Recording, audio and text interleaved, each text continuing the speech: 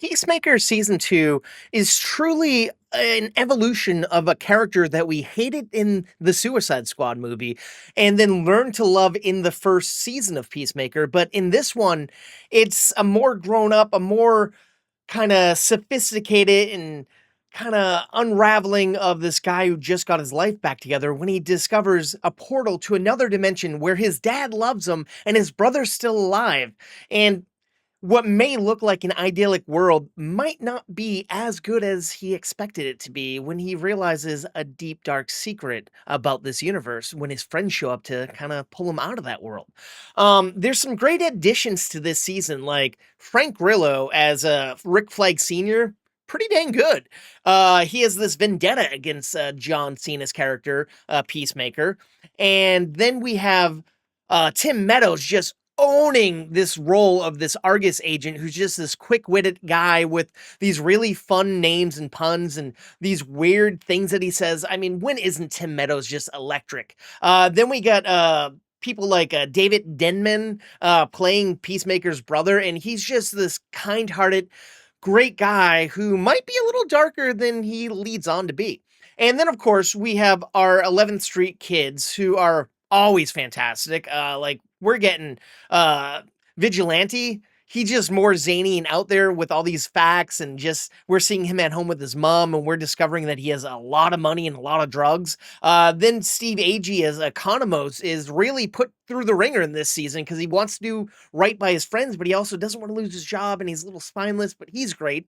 Then we have, of course, Jennifer Holland as Hardcourt, and we're realizing she is just living this like painful existence where she doesn't feel fulfilled to let her guards down and fall in love, and she's just going out trying to get in fights with people at bars. And then we have Adebayo just kind of going through it, losing her wife and coming to terms with that and trying to start her own business. And Eagly's doing some fun stuff. Speaking of Eagly, there's someone hunting him down this season, and it's crazy because it's like, oh boy, maybe Eagly is more than just a sidekick. Maybe there's something that we don't know about Eagly. And by God, Robert Patrick, I didn't mention earlier, we hated him in season 1. He was terrible, but in season 2, his alternative character is just so touching and heartwarming, and the dad we always wanted for Peacemaker.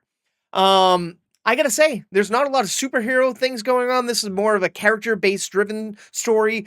There's a lot of character growth and development. It's touching. It does help set up further exploits in the DCU, and I'm excited to see these characters come back. The way they ended this season was crazy because they're saying that this is the end of the show, but we're going to see Peacemaker and the 11th Street kids pop up in further DCU projects. So I'm excited about that, but I'm kind of saddened that we're not going to get more of this fantastic show because this season was even better than the first. Now, the dance number at the beginning might not be as fun and cool. Oh, and also, I don't know. There's just so much I could say. Judo Master. Whew, he kind of gets a redeeming quality this season too. And this is just such a fantastic season. And I like this even more than I like Superman, and I really dug Superman. And I guess if James Gunn wants to go on and write and direct all these things, let him, because he's got the talent, he's got the juice, he knows what the fans want, and let him run himself ragged until he can't take it anymore, and let other people come in and take over. Because other people did direct this a few episodes, but so did he. But he wrote all of this, and by God, it's a fantastic story. If you haven't checked out Peacemaker Season 2 over on HBO Max, go and do it right now because it is fantastic. And John Cena is a bigger and better actor and more touching than he's ever been before. And I was seriously getting emotional watching a lot of these episodes because there's some heavy stuff happening here. And I don't know. It's funny. It's charming. It's witty. It's everything more that I wanted out of the season. Hell, I didn't even know I wanted this. I wanted more superhero heroics, but what I got here was so much more touching and grounded. So go and check this out over on Max, like I said. And if you haven't liked this review, why not hit like and subscribe to stay in the loop? Because I'm putting out daily videos right here on this platform. And if you happen to like pop culture podcasts, why not check out mine? It's called Movie Toast, news and reviews, and it's available wherever you get your podcasts. Thank you, and please stay toasty.